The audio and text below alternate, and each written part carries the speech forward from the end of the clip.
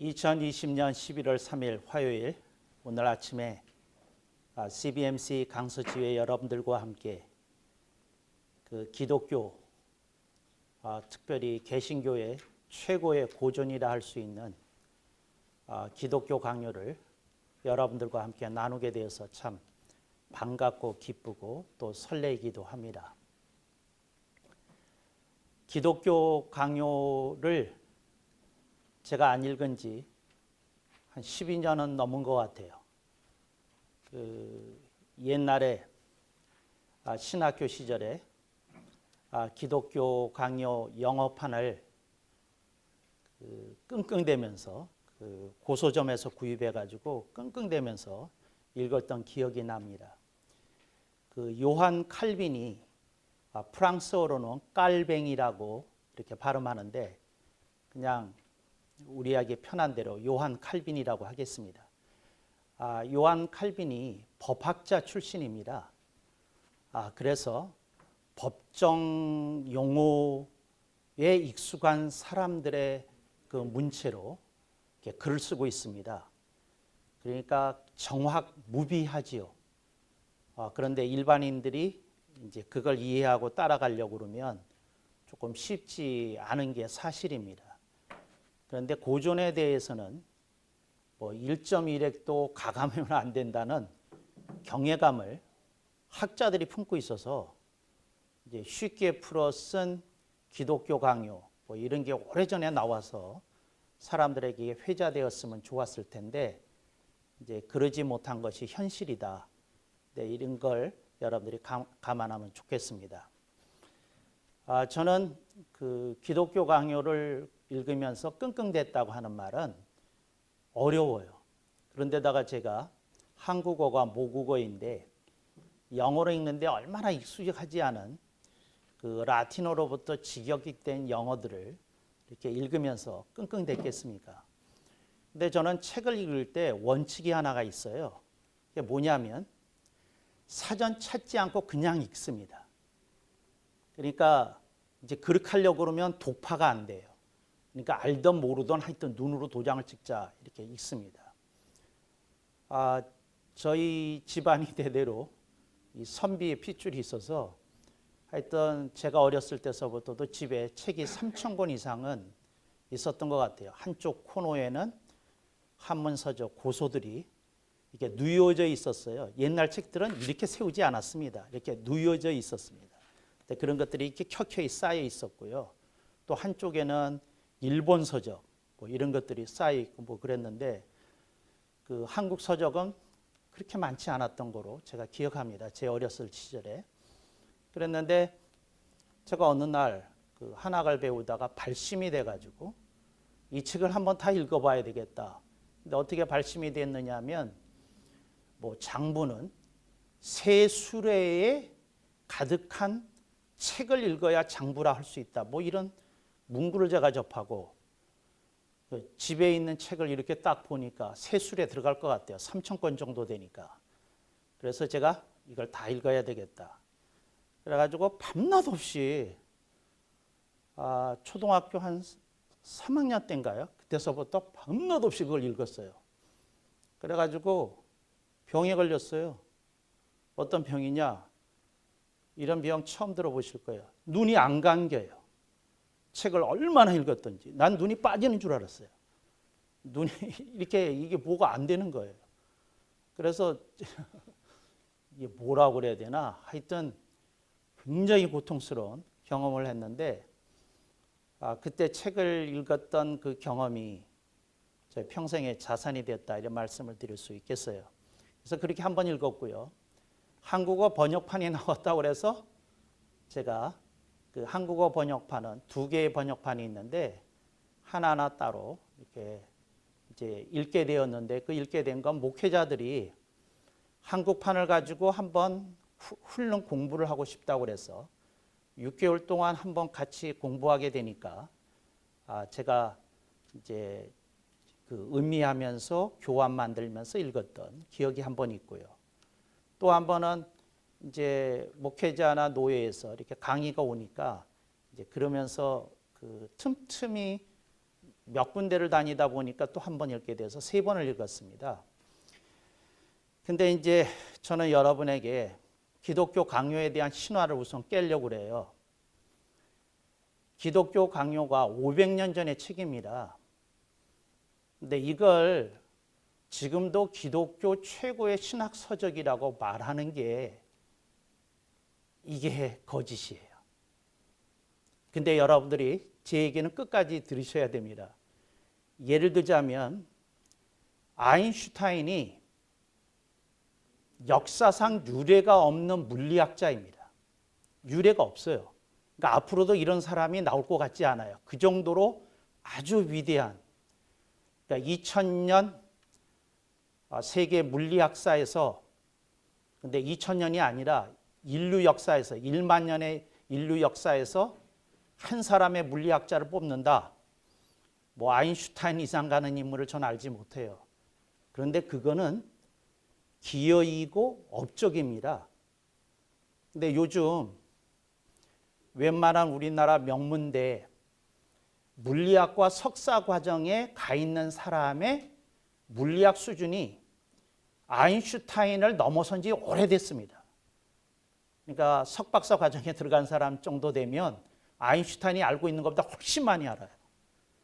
그 이후에 얼마나 많은 천체학, 물리학, 특히 양자역학에 발전이 있었는지 그 상상을 못해요. 그전에는 계산이 불가능하던 것도 AI의 출현으로 얼마나 계산이 잘 되는지 이건 말로 다 못해요.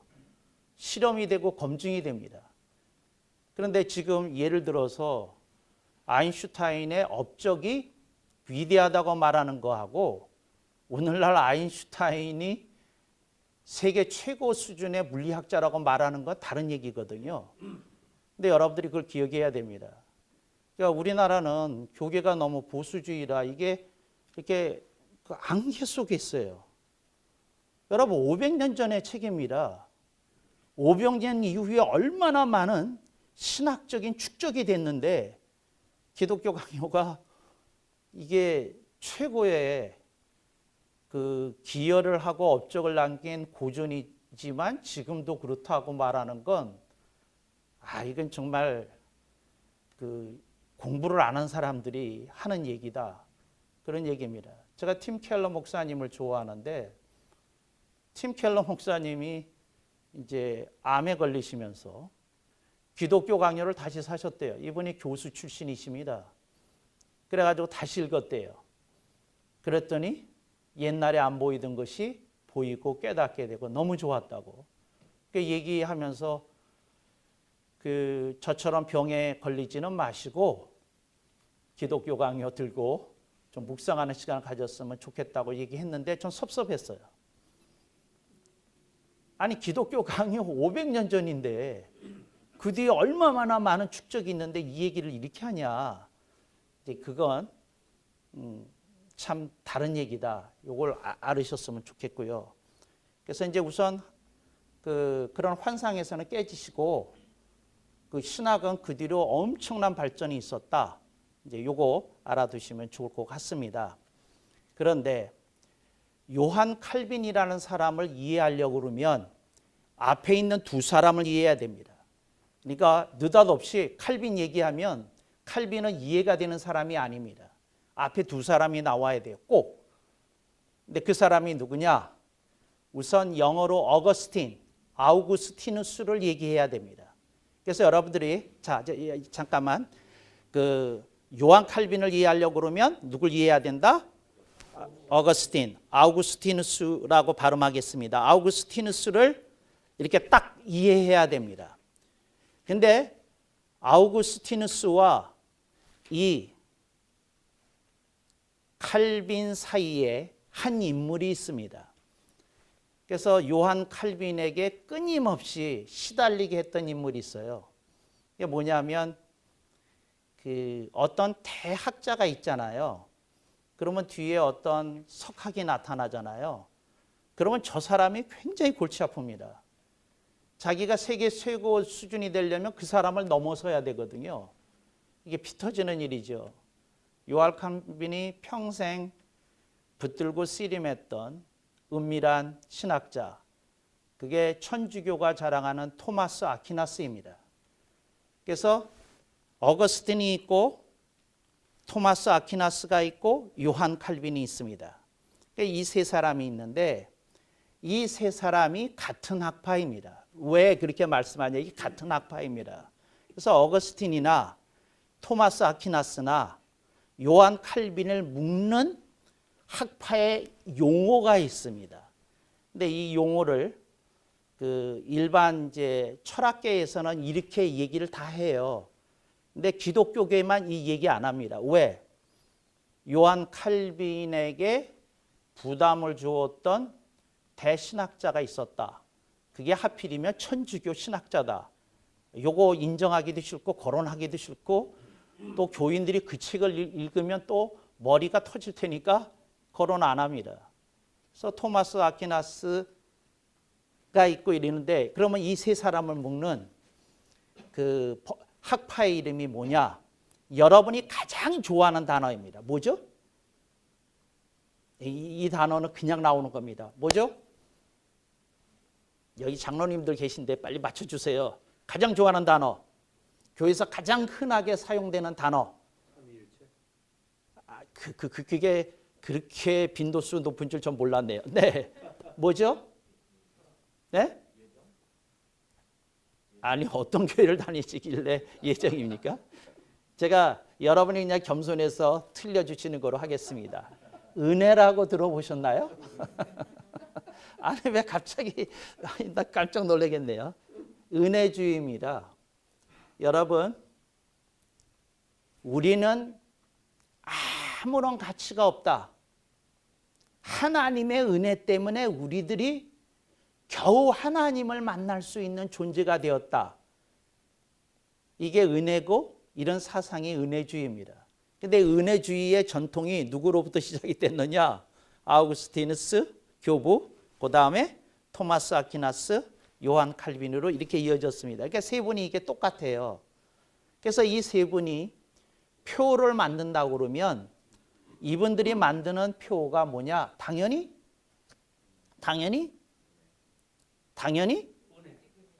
오직 은혜지요. 오직 은혜입니다. 그래서 따라하겠습니다. 솔라 그라티아. 오직 은혜입니다. 나는 지난번 문병호 교수님 강의 때 조금 섭섭했어요. 뭐 섭섭했느냐면 이분이 일본어로 솔라 피데를 얘기하시더라고. 그래서 이거 정말 아쉽다. 여러분 솔라 피데는 오직 믿음은 루터교의 표어입니다. 루터교는 뭐예요? 솔라 피데. 해보겠습니다. 솔라 피데. 오직 믿음입니다. 근데 장로교 전통은 뭐라고요? 솔라 그라티아. 그러니까 오직 은혜입니다. 근데 이거를 꼭 기억하시면 좋겠습니다. 그러니까 그 은혜주의자들은 뭘 얘기하는 겁니까? 솔라 그라티아. 루터교에서는 믿음을 강조하기 때문에 뭐라고요? 솔라 피데입니다. 그래서 여러분들이 이걸 하나 알아야 되는데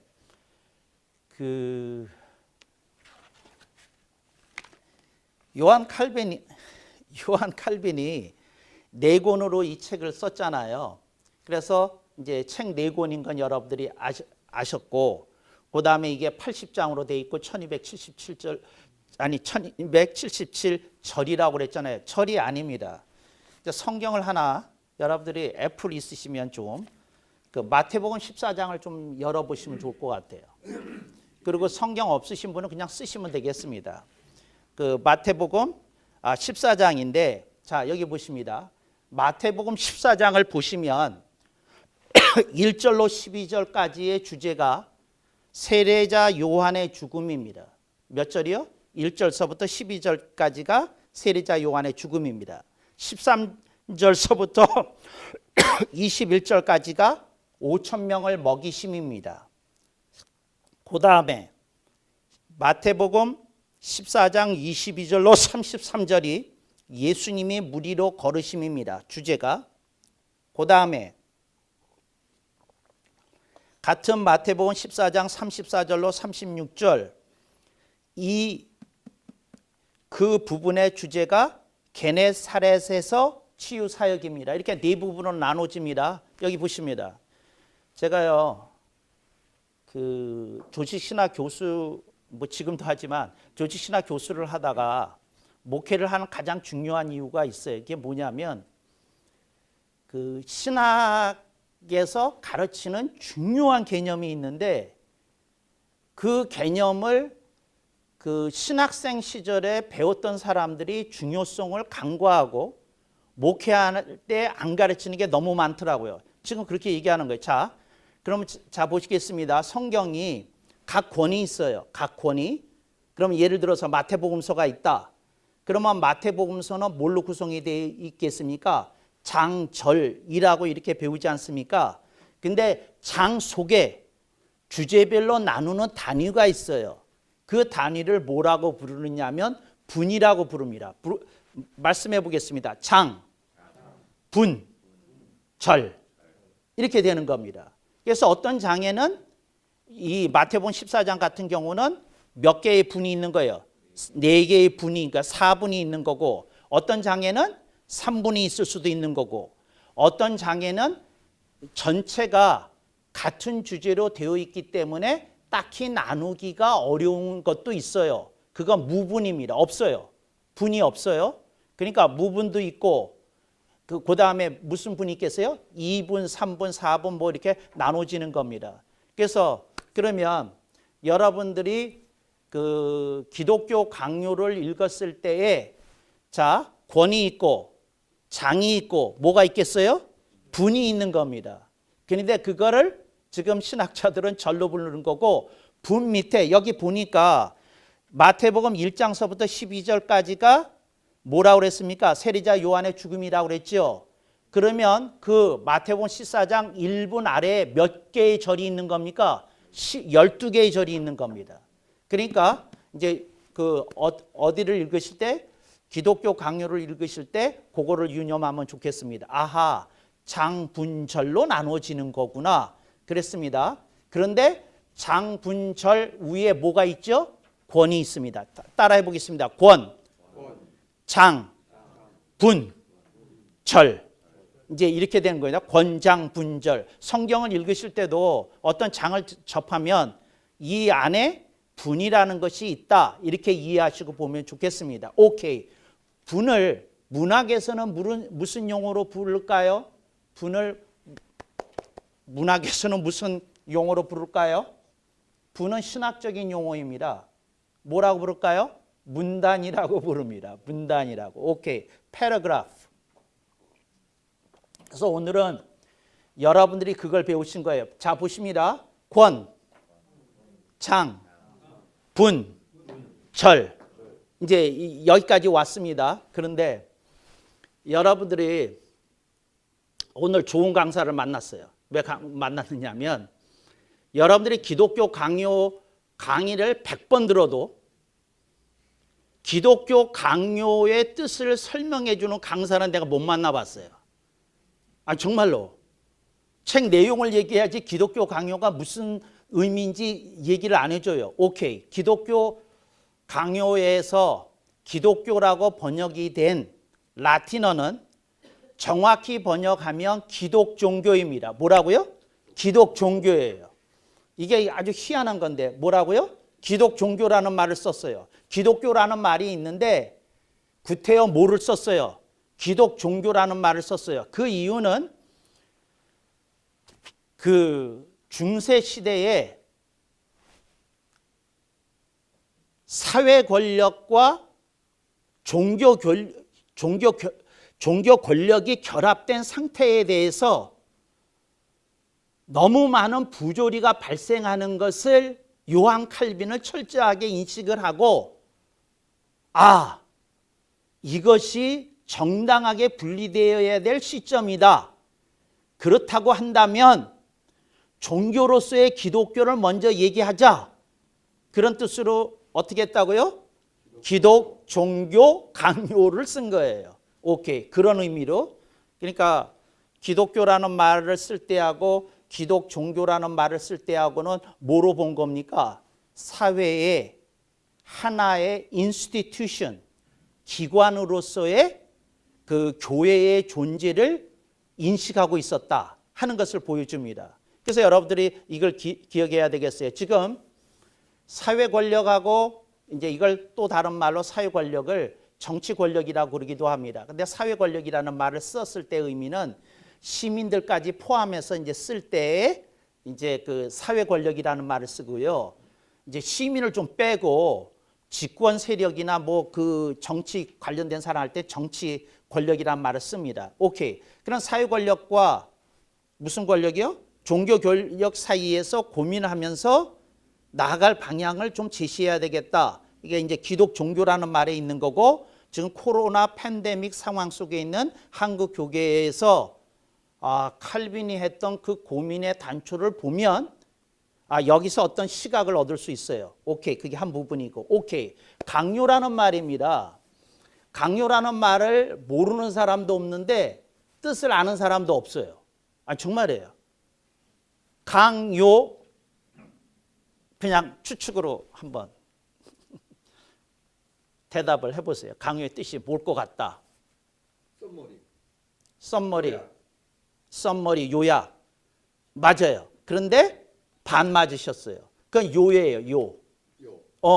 강을 얘기 안 하셨어요. 자, 해보겠습니다.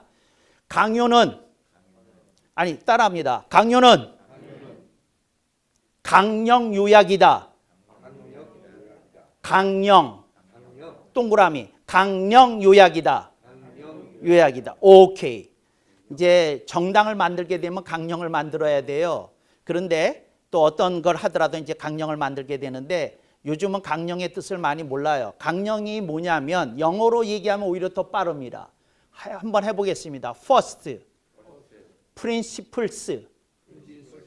그러니까 뭐냐면 근본 원리, 으뜸가는 원리. 이걸 이제 직역하면 제일 원리들이라고 그럽니다. 복수로 씁니다.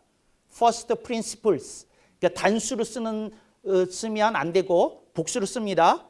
그러면 그 복수의 제일 가는 원리들을 뭐라고 부르느냐? 강령이라고 부르는 거고, 그 강령을 뭐라고요?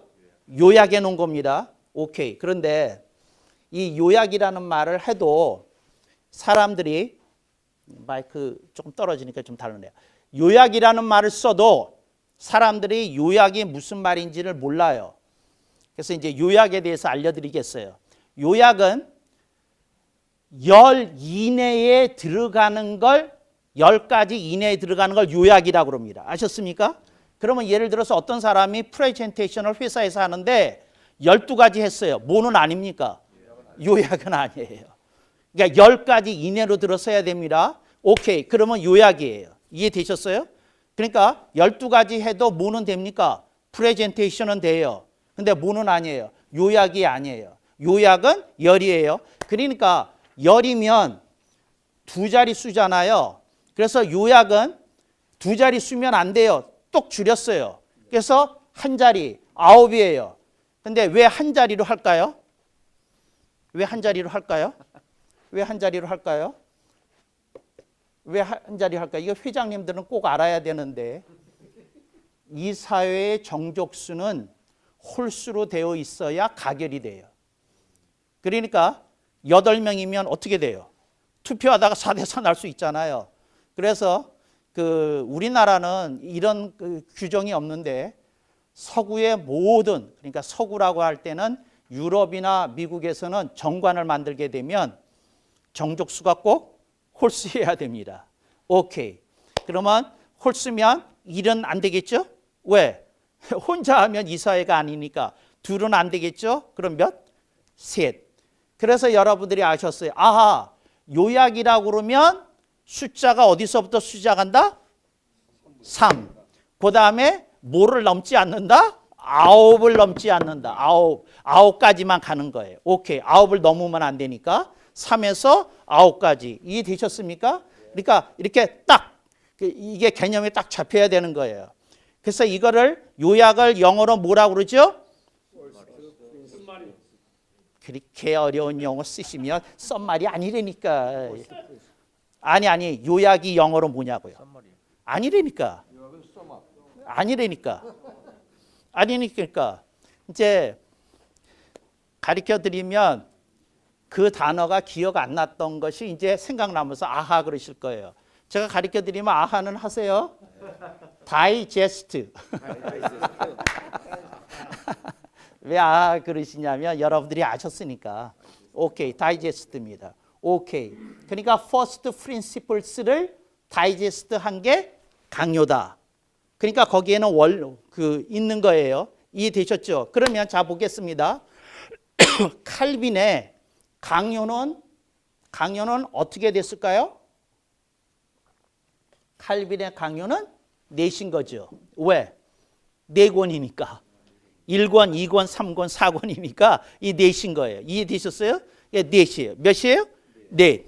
몇이에요? 넷. 몇이에요? 넷. 이게 넷이에요. 넷. 그러니까 셋에서 넘어섰고 9에서 모자르고 이제 이게 다이제스트예요. 그런데 이게 논리 훈련에도 도움이 돼요. 여러분이 무슨 얘기를 할 때에 몇을 넘으면 안 돼요. 9을. 그 몇에 못 미치면 안 돼요. 셋에 못 미치면 안 돼요. 그러니까 셋은 넘어야 되고 뭐는 안 넘고 9은 넘으면 안 되고 이건 이제 여러분들이 이제 요약의 뜻을 아셨어요. 이게 강요예요. 그리고는 출발을 하는 거예요. 아, 내가 이제 그 기독교의 진리를 이렇게 얘기해야 되겠다. 그랬어요. 제가 몇 개가 있다고 그랬죠? 4개. 그래서 4개의 기둥이에요. 몇 개예요? 기둥이에요. 자, 기둥이에요. 기둥이 뭐예요? 4개의 기둥이 뭐예요? 아니, 근데 그게 뭐예요? 그게 강령이에요. 뭐라고요? 강령이에요. 강령이에요. 강령. 4개. 4개. 그러니까 그는 4권으로 만들면서 그 생각을 했던 것 같아요. 집을 짓는다고. 이렇게. 집을 삼각형으로 짓는 법은 없으니까 기둥 4개. 딱. 그렇죠? 기둥과 기둥을 묶어주는 걸 뭐라고 그러죠? 예? 보인데 보 맞는 말이지만 이제 한국말로는 이제 석가래라고 들어보셨어요? 석가래. 기둥과 기둥을 묶어주는 석가래. 이해되셨죠? 오케이. 뭐라 하셨어요? 기둥이 있고 뭐가 있다? 석가래가 있다. 오케이. 요한 칼빈의 책을 제가 읽으면서 무슨 생각을 했느냐면 요한 칼빈이 인스티튜트라는 말을 썼는데 그가 생각했던 강령이 뭐였을까? 그리고 제가 책을 읽었어요. 그랬더니 강령이 나왔다는 거죠. 첫 번째, 그러니까 이 책 전체를 읽으면 이 4강령이 보이는 거예요. 그런데 다른 사람은 다르게 얘기할 거예요. 근데 여러분은 오늘의 강사로부터 그 4대 강령을 배우시게 되는 거죠. 첫 번째 강령, 이거는 모든 제대로 된 칼빈주의 신학자라고 그러면 이걸 1번으로 얘기해요. 그러니까 칼빈주의가 뭐냐? 1번. 근데 이 1번을 못 맞추면 여러분 신대원 입학이 안 돼요. 신대원 입학이. 아니 신대원이 아니라 신대원에서 THM 코스라고 있어요. 신학 석사 코스가 목사가 되는 과정을 MDB라고 그러고 그 MDB 마친 분들이 석사 과정을 따로 봤는데 그게 THM 코스인데 그게 입학이 안 돼요. 이제 장로교회에서는. 오케이. 여러분들은 장로교회를 다니시는 분들이 많으시니까 삼일체는 모든 대답에 기독교에서 맞는 대답이기 때문에 대답으로 인정이 안 돼요. 첫 번째가 뭐냐? 근데 하나님에다가 뒤에 무슨 글자를 붙여야 돼요. 하나님의 뭐예요? 네. 섭리. 네. 이거는 그 장로교회 다니면서 못 맞추면 수치예요. 순복음교회 다니면서 못 맞추면 괜찮아요. 근데 고신에 다니면서 못 맞추면 말이 안 돼요. 이거 고신에 다녀서 안 맞추면 안 돼요. 기장측에 다니면서 못 맞추는 건 조금 이해가 돼요. 그건 이해가 돼요. 뭐냐면 따라해 봅니다. 하나님의 주권. 하나님의 주권이에요. 이게 1번이에요. 근데 이 1번은 제가 정한 게 아니고 칼빈주의 신학자들이 칼빈주의의 특징 넘버원을 뭘로 할 거냐고 토의를 하다가 결정을 봤어. 오래전에 결정을 받고 한 번도 흔들린 적이 없어. 오케이, 뭐라고요? 하나님의 주권이에요. 하나님의 주권의 뜻이 뭐냐면 사람을 지옥 보내든지 천국 보내든지 하나님이 결정하신 거라면 인간이 따질 이유가 없고 근거도 없고 아무것도 없다는 거예요. 이해되셨습니까? 왜? 그분이 창조주이시니까.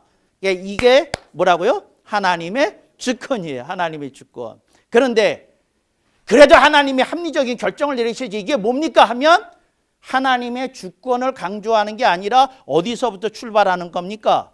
인권으로부터 출발하는 겁니다. 신학이 자유주의 사상은 인권으로부터 출발해요. 그런데 우리 칼빈주의는 아니 이제 은혜주의는 뭐라고요? 하나님의 주권이라는 거죠. 그래서 여러분들이 알았어요. 목사님 그런데요. 지금 하나 정리하고 넘어가면 좋겠어요. 그러면 은혜주의 아래 세 갈래가 있는 건가요? 세 갈래가 있어요. 은혜주의 아래 어거스틴주의가 있고요. 그 다음에 토마스 아퀴나스주의, 토마스주의가 있고요. 그 다음에 칼빈주의가 있고, 토마스주의는 천주교 색채가 강렬한 거고, 그 다음에 칼빈주의는 장로교 색채가 강력한 거고, 그 다음에 어거스틴주의는 철학적 색채가 강력한 거고, 어거스틴주의는 신학뿐만 아니라 철학적으로도 영향을 굉장히 끼쳤어요. 사회학적으로도 끼치고. 오케이, 이제 그런 갈래가 있다는 것만 여러분이 아시면 좋겠어요. 그래서 첫 번째가 뭐다? 하나님의 주권. 그래서 여러분들이 기독교 강요를 읽으면서 내내 이렇게 품어야 되는 건 첫 번째 기둥이 1권에서도 나타나고 2권에서도 나타나고 3권에서도 나타나고 4권에서도 나타나고 이분은 내내 이 얘기예요. 하나님의 주권. 오케이, 두 번째 하나님이 주권을 가지신 분이니까 그분에게 뭐가 있었다? 플랜이 있었다. 계획이 있었다. 짬짬이가 있었다. 궁리가 있었다. 설계가 있었다. 그거를 조금 그런 설계를 조금 그 고전적인 용어로 뭐라고 그러죠? 고전적인 용어로 설계를 뭐라고 그러시죠? 이제 아침에 커피를 안 드셔서 잠이 들 깨신 것 같아요. 뭐냐면 경륜이라고 그럽니다. 뭐라고요? 경륜. 하나님이 주권이 계신 분인데 이 주권이 계신 분이 우주를 창조하기 전에 속에 원대한 설계가 있으셨다는 거예요. 그걸 뭐라고요? 경륜이라고 그래요. 경륜을 그 헬라어 에코노미아에서 나온 말인데 그래서 영어로는 이코노미라고 그래요. 나 처음에 이코노미라고 그래가지고 아니 갑자기 하나님의 경제가 뭐야 그랬더니 제가 무식한 거더라고요. 그러니까 뭐냐면 경륜이에요. 그래서 요즘은 경륜을 너무 이 이코노미 경제하고 경륜하고 구별이 안 되니까 다른 용어로 쓰기 시작해요. 무슨 용어를 쓰기 시작할까요? 여러분들이 그렇게 하면 딱 하고 이해해야 되는 건 마스터 플랜이라는 단어로 바꿨어요. 따라해 봅니다. 마스터 플랜 오브 갓. 하나님의 경륜이에요. 하나님이 잡아요. 100층짜리 건물을 짓는데도 설계 도면이 50만 장이라고 그래요. 100층짜리 건물 짓는데 설계 도면이 중요한 건 50만 장이라고 그래요. 그런데 하나님이 우주를 설계하신 분이에요. 그 속에 얼마나 복잡한 설계를 하나님이 다 하셨겠어요. 각각의. 이제 그걸 뭐라고 부른다고요? 마스터 플랜 오브 갓. 하나님의 경륜이 있었다. 그래서 여러분들이 기독교 강요를 읽으면서 첫째는 하나님의 주권을 만나고 두 번째 기둥은 뭐라고요? 하나님의 경륜이에요. 오케이. 세 번째 그냥 한번 질러보세요. 세 번째. 응? 세 번째 힌트를 줄게요. 어거스틴이 지은 책 가운데 책을 많이 지었어요. 어거스틴 전집이 있는데 우리나라는 불행히도 어거스틴 전집이 아직 완역이 안 됐어요. 천주교에서든 뭐든 영향이 안 돼서 돈도 많이 들어가고 하여튼 수많은 학자들을 길러내야 되니까. 그런데 그 어거스틴이 쓴 책 가운데서 가장 중요한 책이 두 권이 있는데 제 개인적인 의견인데 뭐냐면 하나님 나라라는 책이 있어요. 근데 이것이 고전으로 번역이 될 땐 신국론이라고 번역이 됐어요. 근데 원어로부터 그냥 직역을 하면 하나님 나라의 신국론이라고 번역이 돼 있어요. 그 다음에 하나님의 도성이라는 거하고 그럼 알았어요. 세 번째 기둥의 이름이 뭘까요? 하나님의 나라. 근데 요즘은 하나님의 나라에서 하나님 나라라고 줄여서 불리기도 해요. 하나님 나라라고 의자를 빼기도 해요. 붙여도 맞고 빼도 맞아요. 하나님의 나라예요. Kingdom of God. 하나님의 왕국에 대한 거죠. 하나님의 나라. 그러니까 온 우주가 다 뭐가 돼야 된다는 거예요. 하나님의 나라가 되어야 된다는 게 칼빈의 생각이에요. 그러니까 뭐냐면 정치도 뭐가 돼야 돼요. 하나님의 나라. 경제도 하나님의 나라. 사회도 하나님의 나라. 법조계도 뭐예요? 하나님의 나라. 모든 사회의 모든 분야가 다 뭐가 돼야 되는 거예요? 하나님의 나라. 킹덤 오브 갓. 하나님의 나라예요. 오케이. 네 번째. 여러분이 장로교 다니면 수없이 듣는 용어. 뭐예요? 하나님의 은혜는 벌써 나왔고요. 뭐예요?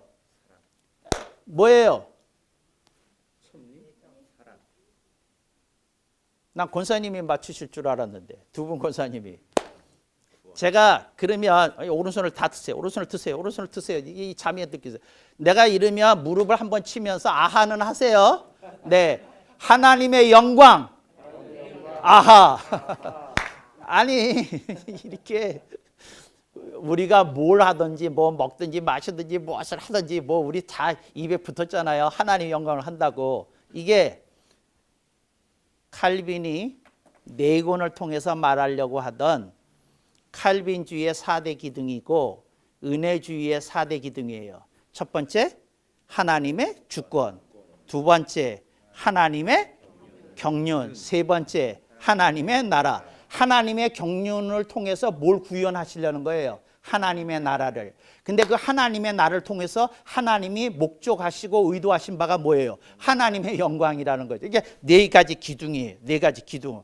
그래서 여러분들이 책 앞에다가 레이블 하나씩 붙이셔요.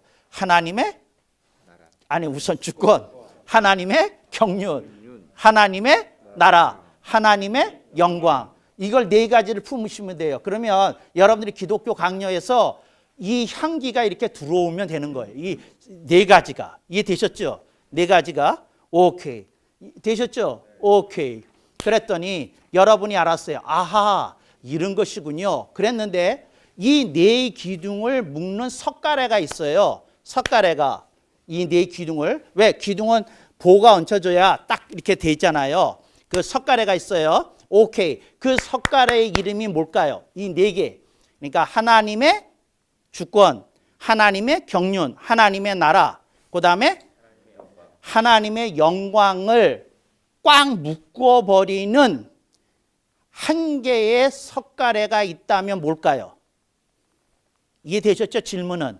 네, 질문은 이해가 되셨어요? 이 네 개의 기둥을 한 대로 아우르는 그것이 이해가 되면 여러분들이 개혁신앙이라는 게 뭐고 개혁신앙이라는 게 뭔지가 이해가 되는 거예요. 자, 특징이 뭐예요? 특징이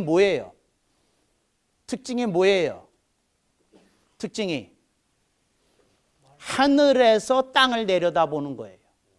땅에서 하늘을 올려다보는 게 아니라 특징이 뭐라고요? 하늘에서 땅을 내려다보는 거예요. 따라하십시다. 기독교 강요는 조감도이다. 하늘에서 땅을 내려다본 거예요. 땅에서 하늘을 올려다본 게 아니에요. 올려다본 게 아니에요. 그건 철학이에요. 위대한 신학인 건 하늘에서 어디를 내려다봤어요? 땅을 내려다봤어요. 그래서 요 네 가지를 묶는 것이 뭐냐? 따라합시다. 하나님의 시선. 하나님의 시선이에요. 하나님의 시선으로 모든 걸 본 거예요. 하나님 시선으로. 그러니까 하나님의 시선으로 보니까 나오는 게 다 하나님 자가 붙어. 하나님의 주권, 하나님의 경륜, 하나님의 나라, 하나님의 영광. 이게 붙는 거예요. 이게 하나님의 시선이야. 그래서 여러분들이 칼빈주의자가 어떤 사람입니까? 칼빈은 칼빈주의라는 말을 싫어했어요. 자기가 부각되는 게 싫었어요. 그래서 개혁주의라는 말을 쓰는 거예요. 오케이. 이해되셨죠? 그런데 그 개혁주의는 뭐 하는 거냐? 따라합시다. 만사와 만물을 하나님의 시선으로 바라본다. 그거예요. 하나님의 시선이. 하나님의 시선. 하나님은 이 건에 대해서 어떻게 바라보실까? 이거예요. 이해되셨죠? 하나님의 뭐예요? 시선이에요. 예? 하나님의 시선. 그랬는데 이거 봐요. 4개니까 보가 하나 더 있어야 되겠죠? 2개씩 묶으려면. 그러면 하나에 더 그 석가래가 있어요. 그게 뭘까요? 첫 번째는 하나님의 시선. 두 번째를 맞추시면 제가 춤을 추겠는데. 예. 아니 근데 또 말씀을 드리면 아하 또 그러실 거예요. 너무 쉬운 거라. 예. 우리가 뭘 가지고 판단해야죠? 말씀을 가지고. 말씀을 뭐라고 그러죠? 성경이죠. 그러니까 뭐냐면 두 번째 석가래의 이름을 따라하겠습니다. 성경의 시선으로. 성경의 시선이에요. 성경의 시선. 성경의 시선. 그러니까 뭐냐면 어떤 문제가 있을 때에 성경의 시선으로 보는 거예요. 그런데 이게 개혁주의의 위대함이에요. 개혁주의의 위대함. 나는 제 개인적인 얘기를 하자면 저는 감리교 집안 전통에서 컸거든요. 어렸을 때부터 감리교에 대해서 내가 얼마나 많은 얘기를 들었겠어요. 우리 아버님이 어렸을 때 하시는 말씀이 뭐냐면 감리교에는 위대한 그 2가지 기둥이 있다. 넌 그걸 아느냐? 그러면서 하시는 말씀이 첫째는 경건이고 두 번째는 학술이다. 그러셨어요. 첫 번째는 뭐라고요? 경건이고 두 번째는 뭐라고요? 학술이라고. 그러면서 초등학교 들어가기도 전에 그런 얘기를 하셨다니까요. 이제 집안에서 가정 예배를 드리면서 나 그것도 기억이 나요. 어렸을 때. 그 뭐라 기도했냐면 학문이 학술 정말 대한민국 학술원이라고는 들어보셨죠? 근데 학문과 학술의 차이가 뭔지는 아세요? 학문에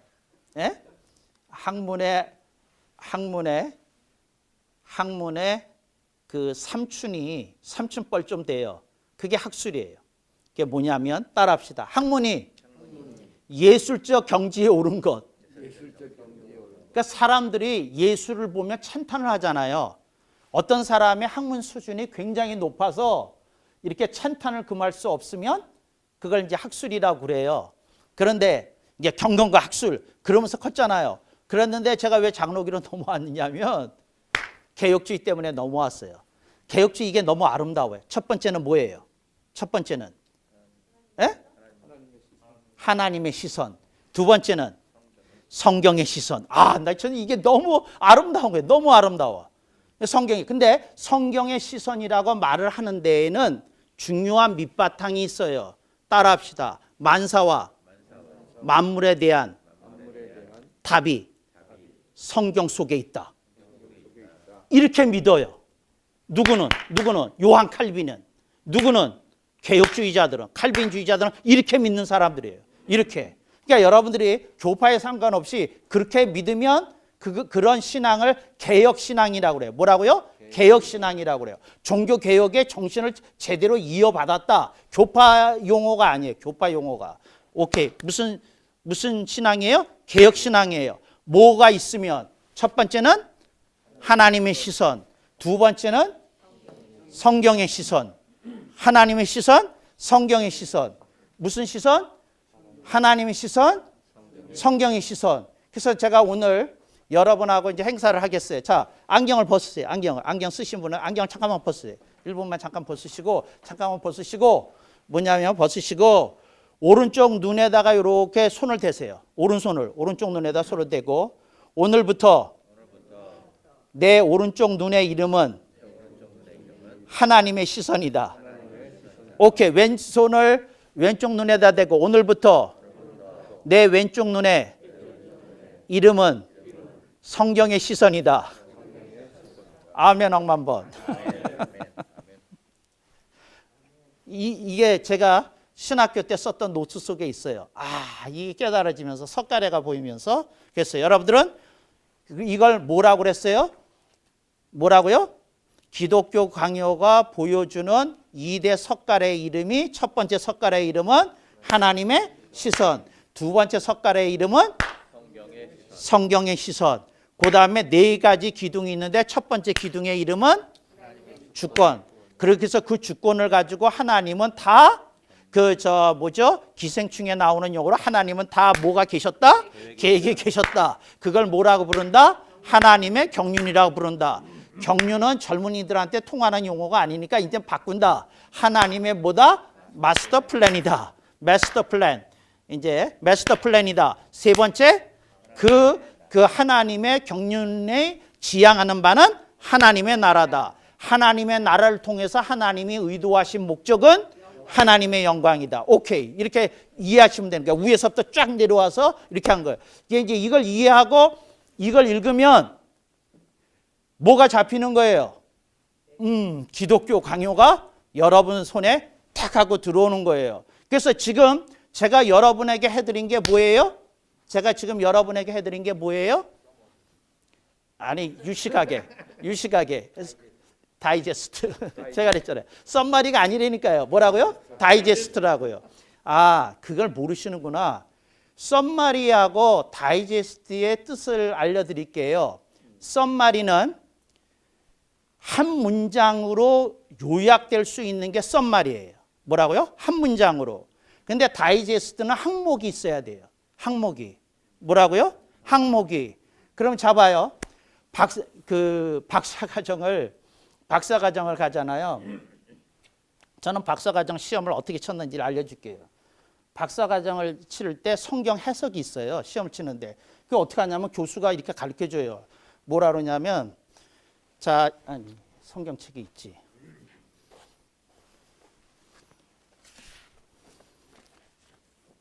범위가 어디입니까? 그랬더니 성경 전체래. 근데 시험 어떻게 보시는데? 내가 있지 그 주문을 외울 거야. 그러다가 내가 탁 하고 펼치는 데를 네가 해석해야 돼. 그러니까 너 성경 해석 연습을 잘해와. 그러면서 이러는 거예요. 그러면서 이제 예비 시험 볼 때 착하고 몇 점. 그래서 그 박사과정 들어가기 때 제가 시험을 공부하기 위해서 어땠냐면 주여 제가 펼치는 데가 제발 해석되게 하시고 제가 펼치는 데가 교수님이 펼치는 데가 좀 이랬어요. 근데 그 교수님이 되게 웃기더라고요. 뭐냐면 난 이렇게 할 줄 알았어요. 성경을 거꾸로 놓고 돌리더라고. 자기도 그리고 이렇게도 하고 이렇게도 하면서 이렇게 하는 거예요. 그러니까 자기도 어디를 펼치는지 모르는 데를 펼쳐서 저한테 묻는 거 해석을 하래요. 해석을. 이제 그런 시험을 쳤던 기억이 있어요. 근데 하여튼 그런데 여러분들은 오늘 기독교 강요를 통해서 뭐를 잡은 거예요? 자, 기둥과 그런데 거기서 이제 할 때 그 박사 주제가 뭐냐? 그럴 때 박사 주제를 길게 얘기하면 안 되고 한 문장으로 얘기해봐. 네가 추구해서 연구하려는 주제가 뭐야? 그냥 명확하게 해설이 되게끔 타이틀에 해설을 붙여서 한 문장으로 얘기해봐. 이게 썸마리예요. 썸마리. 그러니까 예를 들어서 프레젠테이션 하는 요지가 뭐야? 한 문장으로 압축해봐. 이게 뭐예요? 이게 썸마리고 다이제스트는 항목이 나와야 돼요. 1, 2, 3, 4, 5, 6, 7, 8, 3은 넘어야 되고 9을 넘지 않게. 이제 그게 다이제스트고. 오케이. 알았어요. 그러니까 여러분들은 오늘 뭘 배웠어요? 다이제스트를. 뭐에 대해서? First Principles에 대해서. 그러니까 우선적으로 적용되어야 될 원리를 First Principle이라고 해요. 그거를 여러분들이 이제 배우신 거죠. 오케이. 그렇게 배웠어요. 그래서 이게 잡혔어요. 그럼 뭐하고 뭐가 잡힌 거예요? 기둥과 석가래가 잡힌 거죠. 뭐하고 뭐가? 기둥과 석가래가 잡힌 거예요. 오케이. 이제 그런데 그 문병호 교수님하고 저하고 공통점이 하나 있더라고요. 그게 뭐냐면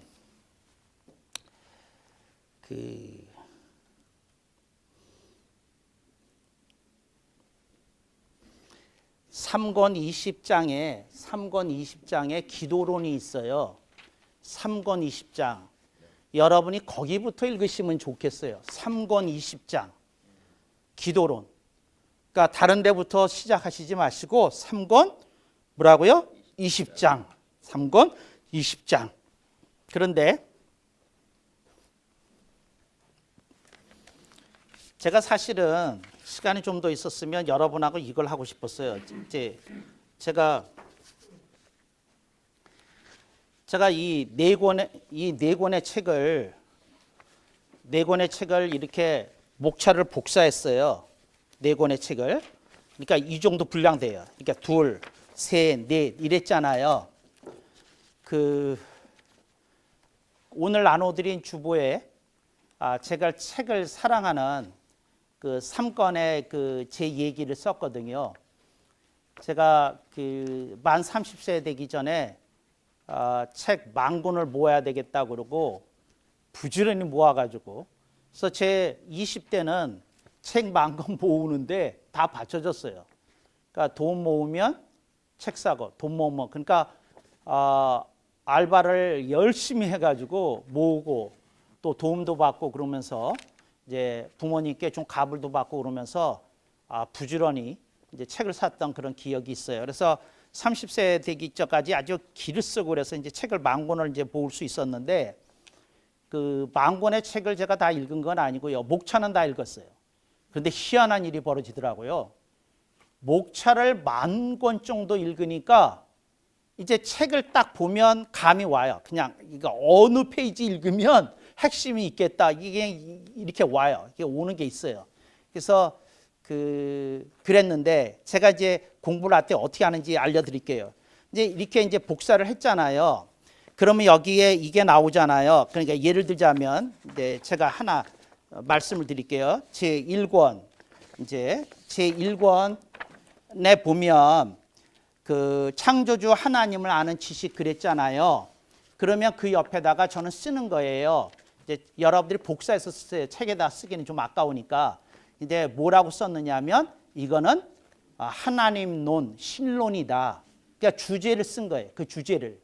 그러니까 예를 들어서 3권 20장이 뭐다? 기도론이다. 그냥 기도론 쓴 거예요. 그래서 주제를 이렇게 써놓으니까 내가 어떤 주제에 대해서 궁금했을 때 찾아볼 수 있는 데가 어딘지가 알게 되고 그리고 부분적으로 접근하기가 좋은 거예요. 그래서 전부 다 여러분들이 하시면 좋겠고요.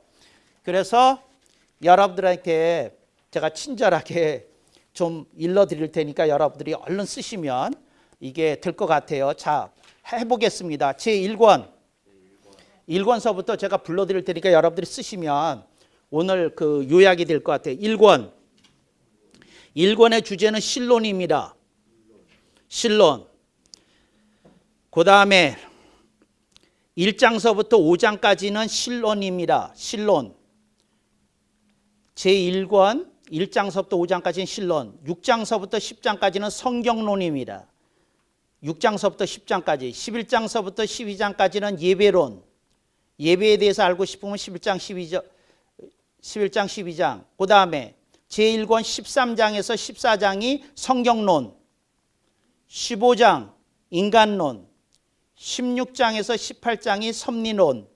16장에서 18장이 섭리론. 한 번만 더 불러보겠습니다. 제1권 전체의 주제 신론. 1장에서 5장 신론. 6장에서 10장 성경론. 11장에서 12장 예배론. 13에서 14장 성경론. 15장 네? 예, 2번 나와요. 이렇게 흩어져서 이렇게 했더라고요. 2번 나옵니다. 15장 인간론. 16장에서 18장 섭리론. 2권입니다. 2권의 핵심 주제는 그리스도론이고요. 그리스도론, 기독론이라고 합니다. 1장에서 6장은 그런데 인간론으로 출발합니다. 1장에서 6장. 7장에서 9장 율법론. 10장에서 11장 구약과 신약의 관계에 대해서 10장에서 11장 얘기해요. 12장에서 17장 그리스도론입니다. 오케이. 제3권이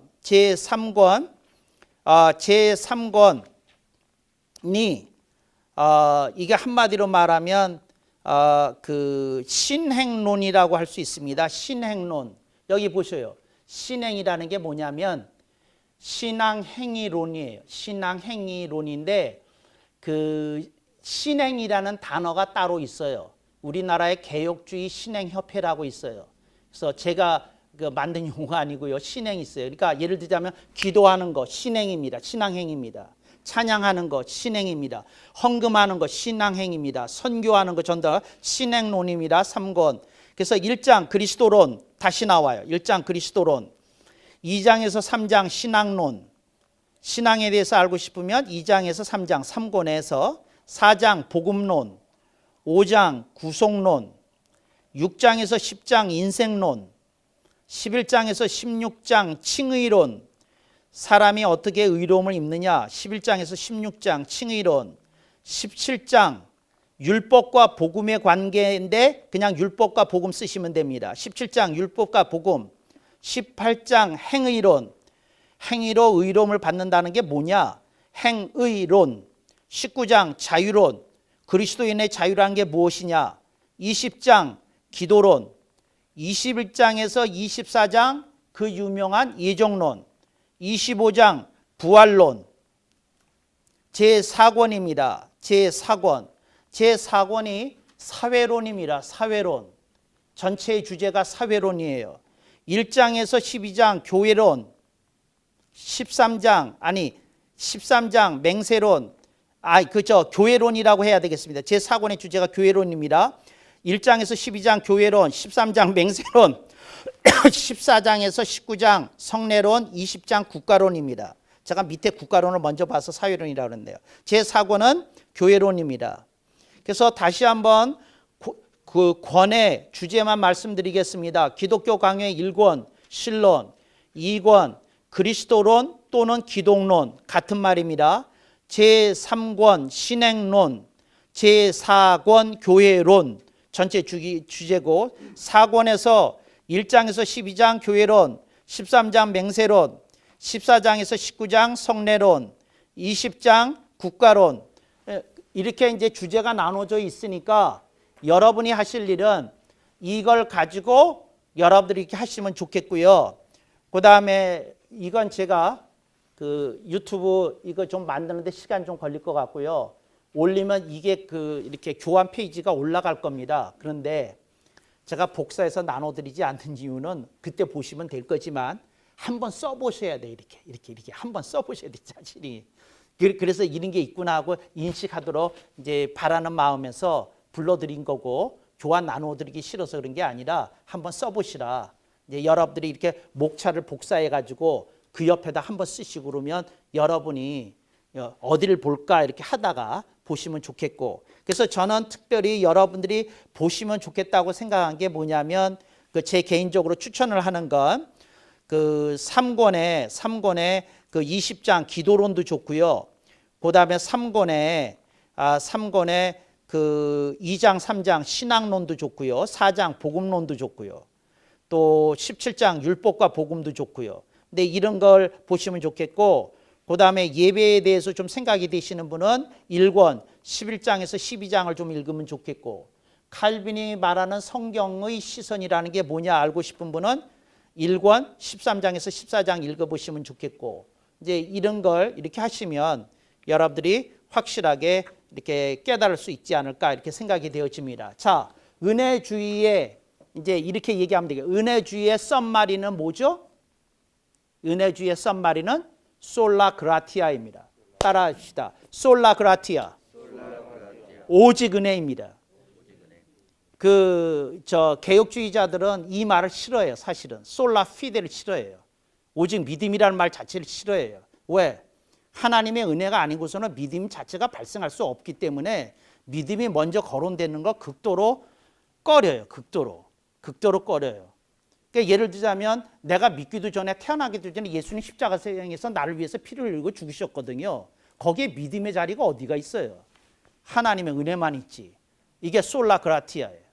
그러니까 파이브 솔라스라고 그러면서 5대 오직을 얘기를 하는데 우리 그 개혁주의자들한테는 딱 하나만 있어요. 솔라 그라티아. 오직 은혜. 이제 이것만 이제 있다. 근데 오직 은혜라고 말을 했을 때는 거기로부터 출발한다는 거죠. 근데 오직 은혜인데, 그런데 오직 은혜 밑에 뭐가 있다? 오직 은혜 밑에 뭐가 있다? 4개의 기둥이 있다. 그런데 4개의 기둥 위에는 몇 개의 석가래가 있다? 2개의 석가래가 있다. 근데 이걸 이해를 하면 무엇을 잡은 거다? 개혁주의를 잡은 거고, 개혁신앙을 잡은 거고, 개혁신학을 잡은 거다. 이제 그걸 이해하면 좋겠어요. 그래서 여러분들이 이걸 딱 잡고 있으면 하나님이 여러분들에게 주시는 여러 가지 의미가 이렇게 깨닫게 되는 것이다. 이렇게 생각을 하셨으면 좋겠어요. 그 다음에 개혁주의자들은 칼빈주의라는 용어를 싫어해요. 저도 싫어해요. 칼빈도 싫어하고. 칼빈이 어느 정도로 깔끔한 사람이냐면 자기의 무덤이 사람들에게 알려지는 걸 원치 않았어요. 그래서 제나바에 가보면 칼빈의 그 묘소가 있다는 그 묘욕이 있어요. 그런데 그거 재밌어요. 그런데 그냥 잔디예요. 근데 팻말이 이렇게 꽂혀 있어요. 뭐라 꽂혀 있느냐면 여기 어딘가에 칼빈이 묻혀 있대. 이야, 정말 감동이 돼. 그러니까 사람들이 자기를 이렇게 너무 떠받드는 걸 극도로 싫은 게. 그런데 칼빈이 지금 와서 누가 칼빈주의라는 용어를 쓰는 사람이 있으면 와서 다 군밤을 한 대씩 때릴 거예요.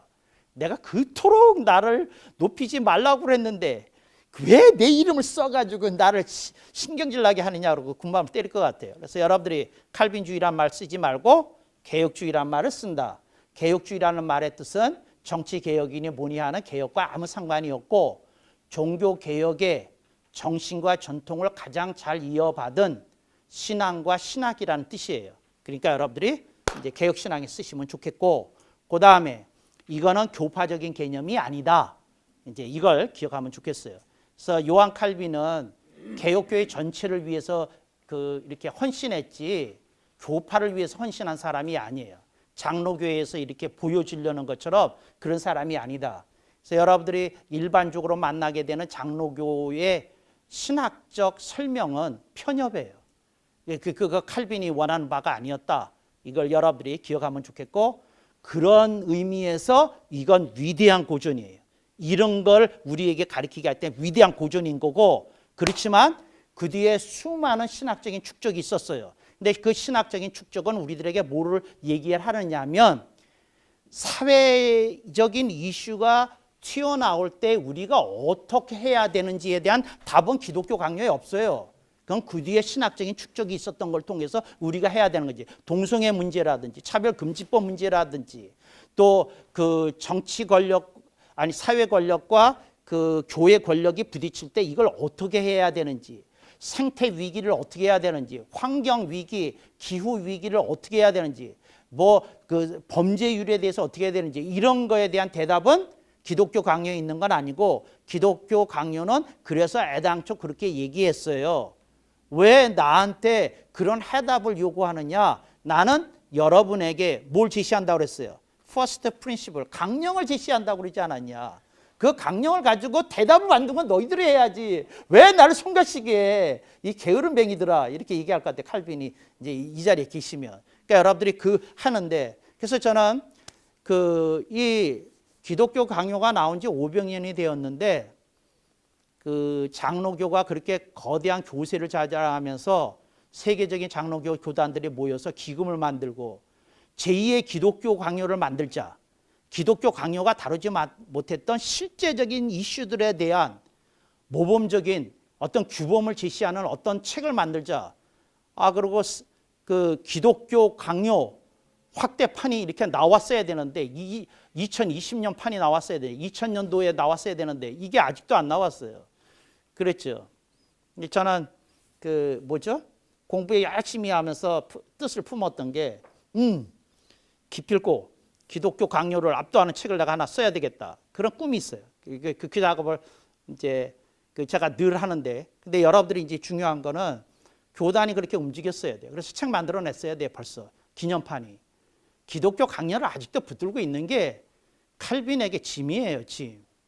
천국에서 이 요한 칼빈 선생의 불면증에 시달릴 것 같아요. 아직도 그 책을 아직도 위대한 책이라고 끌어안고 있냐? 정신만 갖고 가고 실제적인 거 너희들이 만들어야 되지. 이렇게 생각하실 것 같은데 여러분들이 그렇게 생각하시고 하시면 좋겠다. 이제 생각이 드는 거고, 그 다음에 여러분들이 교파의 그 벽에서 넘어서야 돼요. CBMC 정신이 좋은 건. 그러니까 여러분, 모든 교파가 장단점이 있어요. 근데 여러분들은 성경, 하나님의 시선과 성경의 시선으로 돌아가서 교파의 벽이 아니라 그리스도의 복음 속에서 나타난 향기로운 그리스도인의 모습을 보여줘야 되는 거예요, 여러분들이. 근데 그게 이제 이 시대가 요구하는 건데 너무 그래요.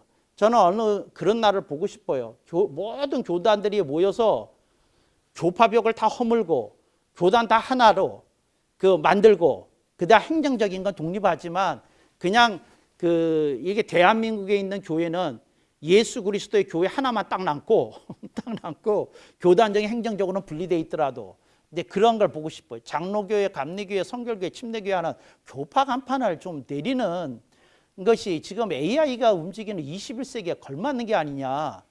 저는 교단적 통합을 주장하는 게 아니에요. 복음으로 돌아가고 그건 내려야 되지 않냐, 그 간판은. 그리고 그 속에서 정말 서로 교단적으로 행정적인 면에서 경쟁을 해서 어느 교회가 참된 교회의 모습을 보여주자, 이런 걸 가지고 자랑하는 그런 시대가 와야 되지 않나, 이제 그런 생각을 하고, 그래서 여러분들이 저거 했으면 좋겠고요.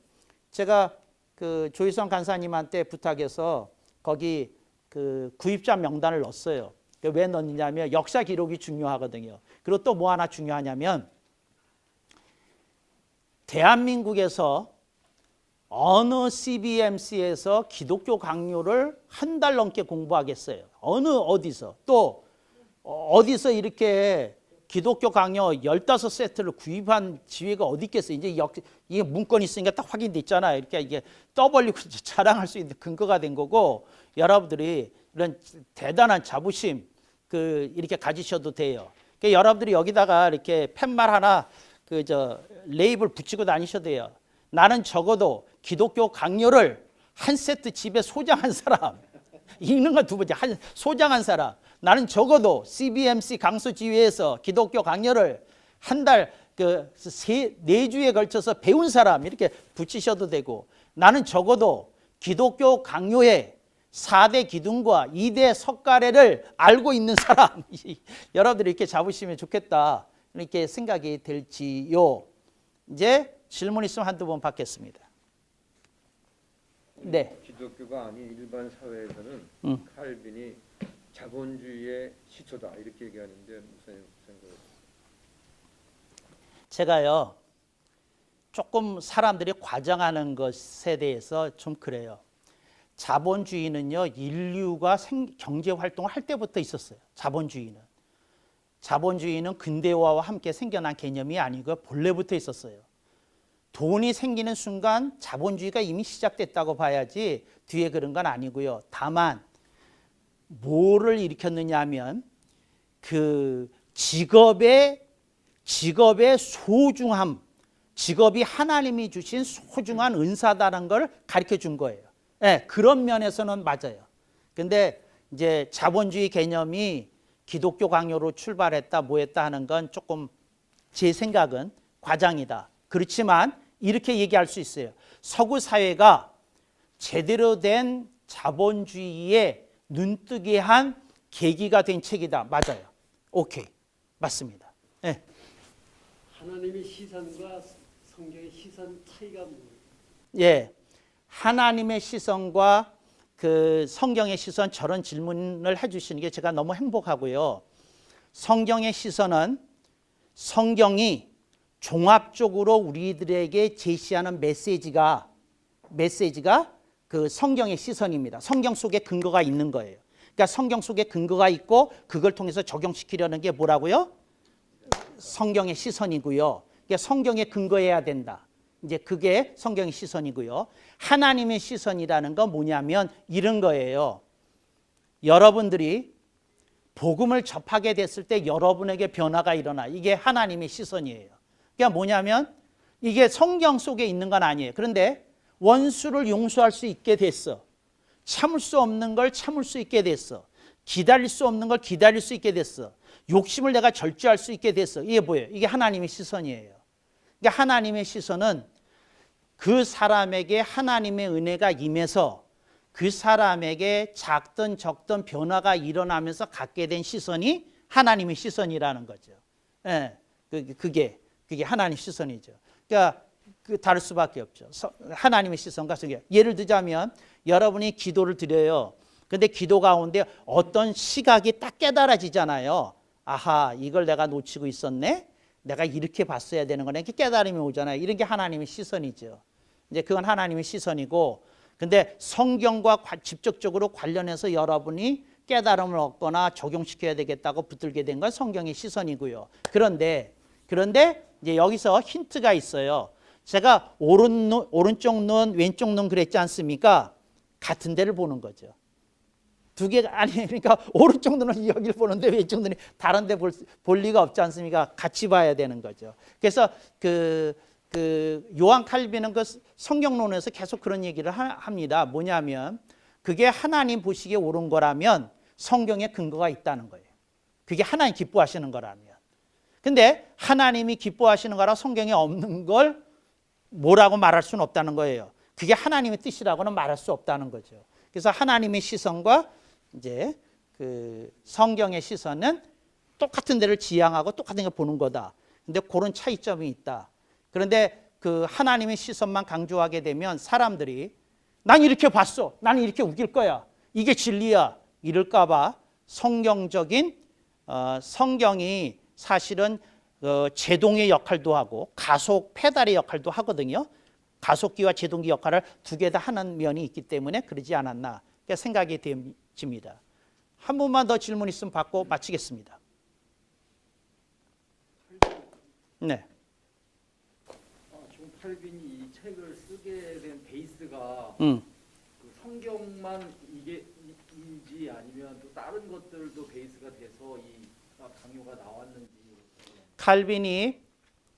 칼빈이 기독교 강요를 쓴 이유는요. 이런 책을 쓰지 않으면 천주교의 굴레에서 벗어날 수 없다고 느낀 거예요.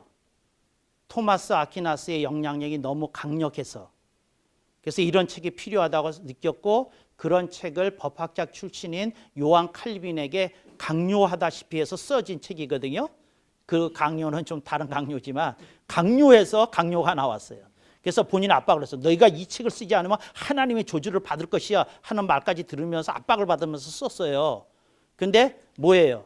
그러니까 이 개신교라는 토대가 설 수 있는 토대를 플랫폼을 만들어 준 거예요. 이제 그걸 위해서 이게 나왔다 이렇게 생각하면 되겠고요. 왜 썼냐? 두 개. 2대 석가래와 4대 기둥. 그걸 위해서 쓴 거죠. 이제 그런 거고. 그다음에 마지막으로 한마디. 여러분, 요한 칼빈은 이렇게 얘기를 할 겁니다. 제 책을 통해서 하나님께 가까이 가십시오. 그러나 저는 잊어버리십시오. 이게 아마 칼빈이 하고 싶은 메시지가 아닌가 생각됩니다. 여러분, 감사합니다.